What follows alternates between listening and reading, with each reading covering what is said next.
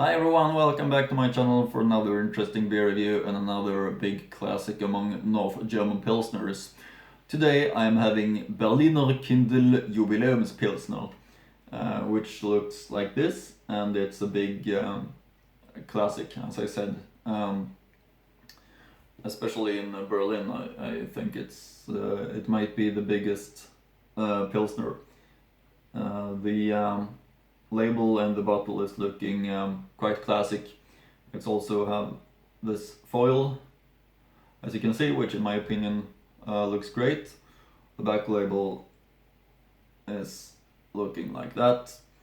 And this is their Jubiläums Pilsner Premium, which was something they started with when the city of Berlin had their anniversary. I'm gonna speak about that when I read about the history of the brewery. But this is a good pilsner, and it's one of the most popular ones from the Berliner Kindl brewery.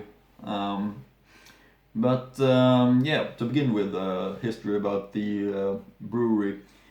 When Berlin became the capital of the Empire of Germany in the late 1800s, it underwent a period of strong growth both in terms of population and industry. At that time, the Berliner Kindl brewery was also founded. The brewery began producing its Pilsner in 1896 after taking over the Potsdam brewery, which specializes in the new under-fermented beers. It's a short introduction and little bit longer history. Berliner Kindl was founded on February 1st, 1872 as the Vereinsbrauerei Berliner Gastwirte zu Berlin AG in Rixdorf. Today Neukölln is the name of the part of the city. The first office was on the corner Hermannstraße, Rollbergstraße. On March 1st, 1873, the brewery was opened in an area at the corner Berlinstraße, Jägerstraße, and on March 17, the first delivery followed. Later it was renamed Vereinsbrauerei Rixdorf, and in 1889 to 1890 the production of 100,000 hectoliters of beer was noted. At the beginning of the 1890s, the production of a special beer called Berliner Kindl, which means the Berlin child, began and became very popular. The name was created based on the name Münchner Kindl, a nickname for Munich's city arms.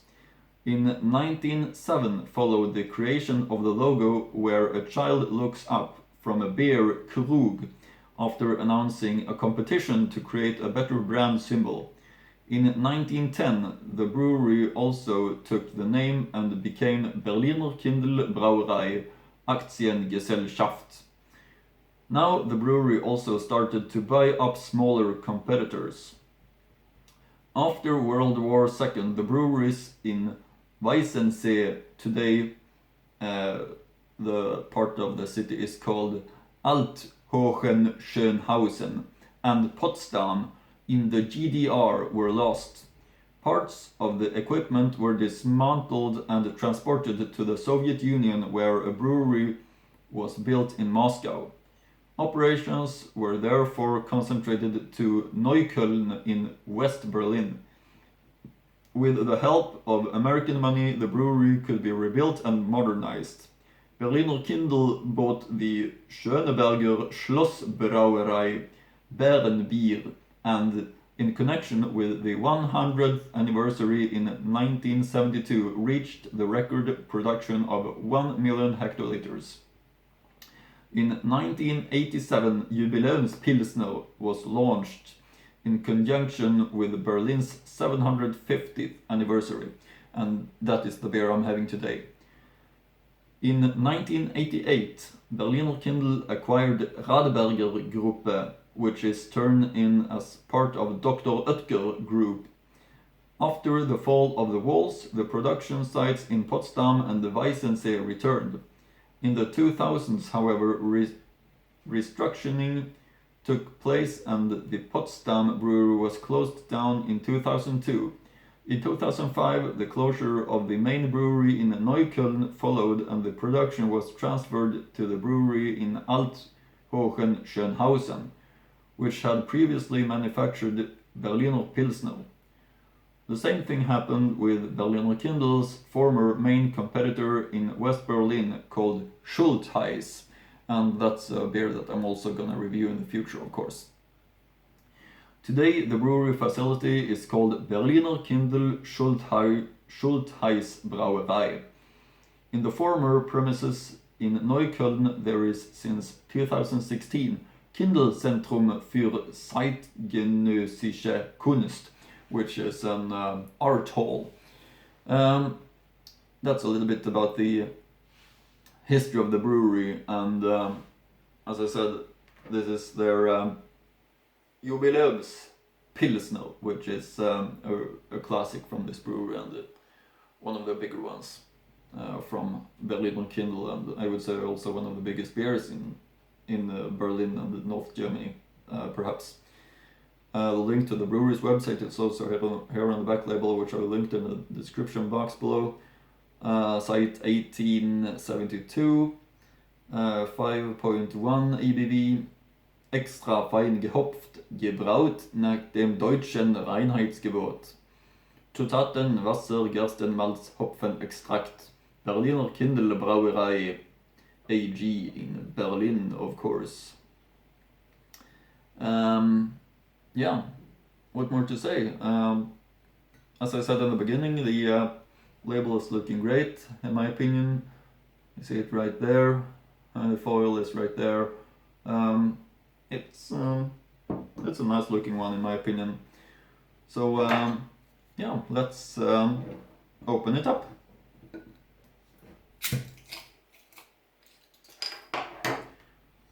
I've heard that what German beer drinkers is doing is that they remove this foil before pouring it up. I don't know why, but I'm not gonna do that because I think it looks real nice.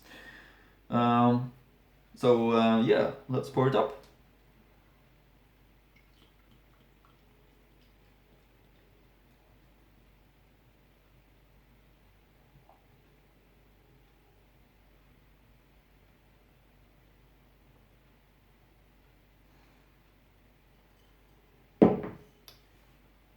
There we have it.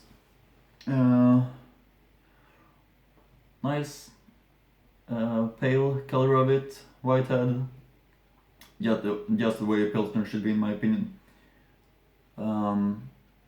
Many small bubbles, easy to see through, as I always say. Yeah, it looks just the way a Pilsner should. Let's get the aromas. Yeah, also typical for the style. Real traditional Berliner Pils feeling. Yeah, amazing.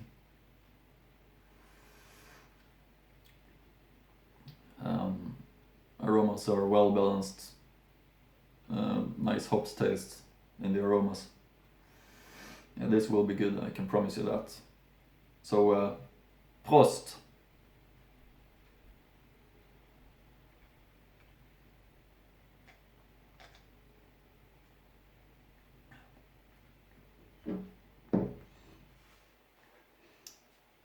Full-bodied, well-balanced, pleasant hops bitterness. Bitterness doesn't stay too long afterwards, but it's a really well balanced and really fresh, nice taste of the ingredients. Feel the high quality in all of the ingredients, the water, malts and hops. All in all, really great Pils, and I understand why it has been getting so popular. They continue to brew it as a part of the regular production after the anniversary because it became so popular. So I understand why, because it's really great. A great North German Pils, I think.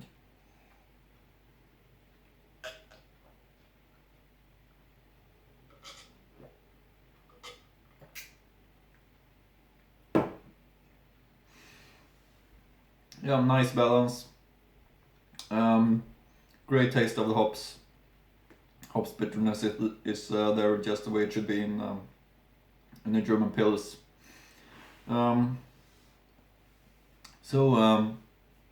It's a real good example of the style. It's one you should definitely try.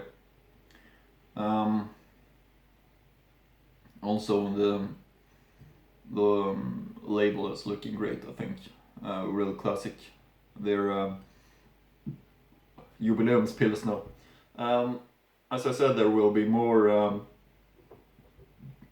beers from this brewery in the future.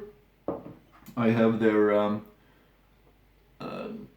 older pils also, and I have their Schultheiss, and they also own another brewery called Berliner Pilsner, which I will also review. So there are a few beers from this brewery that will be coming up in the future, but this one is definitely among the probably best North German Pilsners, I think.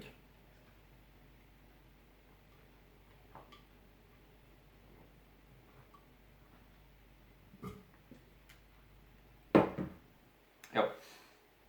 Easy to drink, and it's a real pleasure.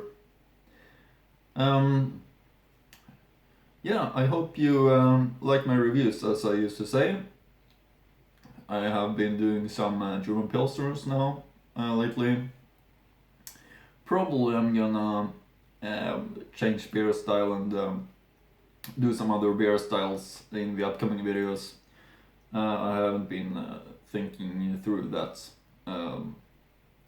yet, but there's a chance for that, and of course there will be more pills in the future also, but it could be nice with some variation. Yeah, that was the Berliner Kindl Jubiläums Pilsner. See you tomorrow again.